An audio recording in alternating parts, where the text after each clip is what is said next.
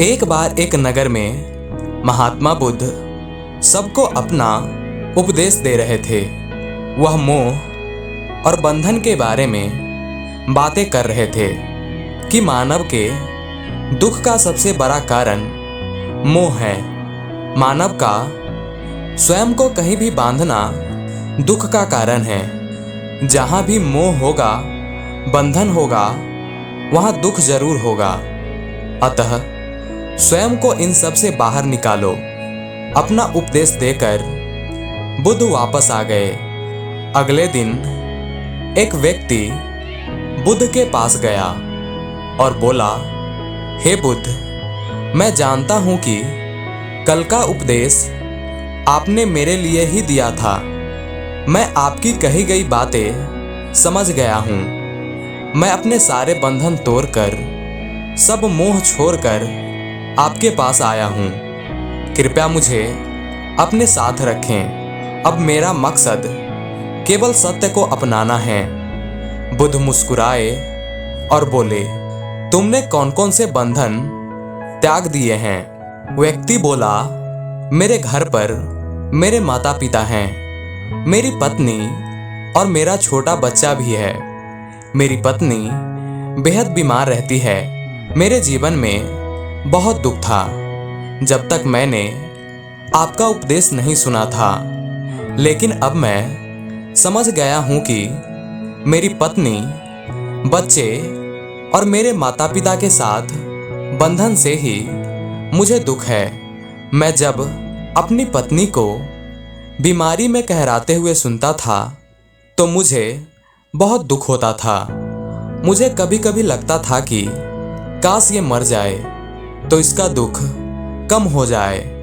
कभी कभी मुझे मेरा जीना भी व्यर्थ लगता था। लेकिन अब मैं समझ गया हूं कि इन सब से जुड़े रहने के कारण ही मैं दुखी हूं। इसलिए मैं सबको छोड़कर यहाँ आया हूं। अब मेरे जीवन का सिर्फ एक ही मकसद है, सत्य को जानना। बुद्ध ने कहा, क्या तुम पक्का सब कुछ छोड़ना चाहते हो? व्यक्ति ने कहा, हाँ। बुद्ध ने फिर कहा, क्या तुम कुछ पीछे भूल तो नहीं रहे? कोई भी पुराना रिश्ता? व्यक्ति ने कहा, मैं कुछ नहीं भूल रहा। मैं सब कुछ पीछे छोड़ आया हूं। मैंने अपने परिवार का त्याग कर दिया तो कर दिया। अब पीछे मुड़कर उन्हें कभी नहीं देखूंगा। बुद्ध मुस्कुराकर बोले, ठीक है, आज की रात तुम यहीं विश्राम करो और कल सुबह मुझसे आकर मिलना। व्यक्ति ने पूरी रात आश्रम के चीजों को देख देख कर सोचने लगा कि मैंने आज तक अपना समय सिर्फ बर्बाद ही किया है। अब वह ऐसे महान कार्य का हिस्सा होगा जिसे खुद महात्मा बुद्ध संचालित करते हैं। बुद्ध की कृपा से उसे जीवन का सही मकसद मिल गया है। अगले दिन सुबह सुबह ही वह व्यक्ति बुद्ध के पास गया और बोला, बताइए क्या संदेश है मेरे लिए? बुद्ध ने कहा, तुम्हें पूर्व की ओर जाना है। वहां गांव में तुम्हें एक साधिका मिलेगी। वह एक परम ज्ञानी स्त्री है। वह तुम्हें जो भी दे, तुम्हें उसे लेकर आना है। व्यक्ति अपने रास्ते पर निकल गया। रास्ते में बहुत तेज धूप थी। उसे बेहद भूख लगी थी। दूर तक का सफर था। वह काफी थक गया था। वह व्यक्ति रास्ते भर सोचते हुए गया कि अगर वह घर पर होता तो इस धूप में घूमने की जगह आराम और भोजन कर रहा होता। सोचते सोचते वह साधिका के गांव पहुंच गया। वहां पहुंचकर उसने साधिका को देखा। वह बेहद खूबसूरत थी। वह उसे देखते ही रह गया।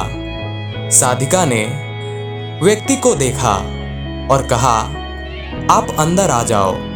मुझे मालूम है कि आपको महात्मा बुद्ध ने भेजा है। आपको भूख लगी होगी। मैं आपके लिए भोजन परोस देती हूँ। उसने व्यक्ति को भोजन दिया। वह व्यक्ति एकदम हैरान हो गया। यह वही भोजन था जिसके बारे में वह रास्ते भर सोच रहा था। भोजन करते समय व्यक्ति की नजर साधिका के पैरों पर गई। वह बेहद सुंदर और कोमल थी। साधिका ने कहा, बुद्ध के चरण अत्यंत सुंदर है। उनके चरणों में जिसे स्थान मिल जाए उसे तब किसी और के चरणों की जरूरत नहीं पड़ती। वह आदमी यह सुनकर अपनी नजरें नीचे कर लेता है। भोजन करने के बाद व्यक्ति ने सोचा कि अब भोजन तो हो गया है, थोड़ा आराम करने को मिल जाए तो अच्छा होता, लेकिन अब तो यहाँ से ऐसे ही जाना होगा। साधिका ने कहा, आपने भोजन तो कर लिया, थोड़ी देर विश्राम कर लीजिए, मैं आपको पंखा कर देती हूँ। वह व्यक्ति सोचने लगा कि ये कैसे संभव है, मैं जो सोच रहा हूँ वही चीजें हो रही है, ये कोई संयोग ही होगा। वह व्यक्ति आराम करने लगा। साधिका उसे वहीं बैठकर पंखा करने लगी। वह व्यक्ति छुप छुप कर साधिका को बार बार देखता। वह कभी उसके चेहरे को देखता तो कभी उसके चरणों को। वह उसके शरीर की सभी आकृतियों को देखता और मन ही मन सोचता कि कितनी सुंदर स्त्री है, एकदम शांत, सुंदर, प्यारी वाणी, इसे तो मेरी पत्नी होना चाहिए था। वह मन ही मन साधिका के लिए कई सारी कविताएं बना चुका था। थोड़ी देर बाद उसे याद आया कि उसे वापस भी जाना है। उसने साधिका से कहा, अब मुझे चलना चाहिए। जाते समय व्यक्ति ने सोचा कि एक बार साधिका को फिर से ध्यान से देख लेना चाहिए, इतनी सुंदर स्त्री है। तभी साधिका ने कहा, शरीर में कुछ नहीं रखा, इसमें तो बस मांस, मज्जा, हड्डी और रक्त का जोर है, इसमें कुछ नहीं रखा। यह सुनकर व्यक्ति घबरा गया और बोला, क्या आप अंतर्यामी हैं? मन की आवाजों को सुन लेती है? वह बोली, नहीं, मैं अंतर्यामी नहीं हूं। बुद्ध की कृपा और साधनाओं से मैं जीवन को जानती हूं और मन के भावों को पढ़ सकती हूं। इसलिए मैं तुमसे कहती हूं कि शरीर में कुछ नहीं रखा, वे नश्वर हैं और एक न एक दिन नष्ट हो जाएंगे। वह व्यक्ति बेहद लज्जित हुआ और सोचा, जिस स्त्री ने मेरे मन की भावनाओं को जानते हुए भी मेरा इतना सम्मान किया और मैं उसके साथ क्या कर रहा हूँ, मैं एक बहुत बड़ा पापी हूँ। वह व्यक्ति साधिका से नजर ना मिला सका और वहां से बुद्ध के पास वापिस आ गया और बुद्ध से ये सारी बातें बता दी और कहा, बुद्ध, मुझसे गलती हो गई। बुद्ध ने कहा, मैं पहले से ही तुम्हारे मन के भावों को जानता था।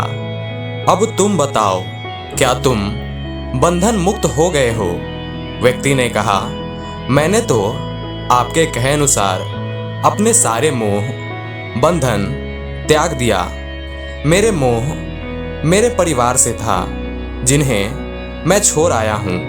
बुद्ध ने कहा, बाहरी बंधन और मोह को त्याग करने से हम बंधन मुक्त नहीं हो जाते। बंधन और मोह हमारे भीतर ही है, ना कि बाहर। इसलिए तुमने परिवार के बंधन को तो छोड़ दिया, लेकिन एक और बंधन बांधने चले थे, जिसके कारण आज तुम खुद को पापी समझ रहे हो। व्यक्ति बोला, बुद्ध, आप सही कह रहे हैं, मैं बस अपनी पत्नी से पीछा छुड़ाना चाहता था। एक वक्त से हम कभी साथ नहीं आए, वह बस बीमार ही रहती थी और मैं कुछ ज्यादा कमाता भी नहीं हूँ, जिस वजह से मैं अपने परिवार की जिम्मेदारी से भाग रहा था, उनसे पीछा छुड़ाना चाहता था। और जब मैंने आपका उपदेश सुना तो मुझे लगा परिवार ही सबसे बड़ी बाधा है जिन्हें छोड़ने से सत्य की प्राप्ति होगी। लेकिन मैं गलत था।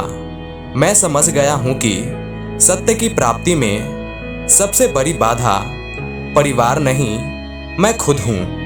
बुद्ध ने कहा, मैं जो भी कहता हूं वहां लोग अपने स्वार्थ के अनुसार ही सुनते हैं। जहां उनका स्वार्थ नहीं, वहां वह उन बातों को नकार देते हैं। मोह, कामना, इच्छा और वासना, क्रोध, इन सब चीजों को लोग बाहर की तरफ ही ढूंढते रहते हैं। कामना से इच्छा पैदा होती है, इच्छा से वासना, और वासना ना मिले तो क्रोध पैदा होता है। यह सब एक दूसरे से जुड़े होते हैं। आपने देखा होगा कि जब भी आपको क्रोध आता है, आप उसका जिम्मेदार दूसरों को सौंप देते हैं कि उसकी वजह से ही मुझे क्रोध आया है। हम कभी यह नहीं कहते कि किस कारण हमें गुस्सा आया, जबकि क्रोध हमारे वजह से ही आते हैं। अगर आप चाहे तो क्रोध नहीं आएगा। इसी तरह बंधन बाहर नहीं होते, हमारे मन के भीतर ही होती है।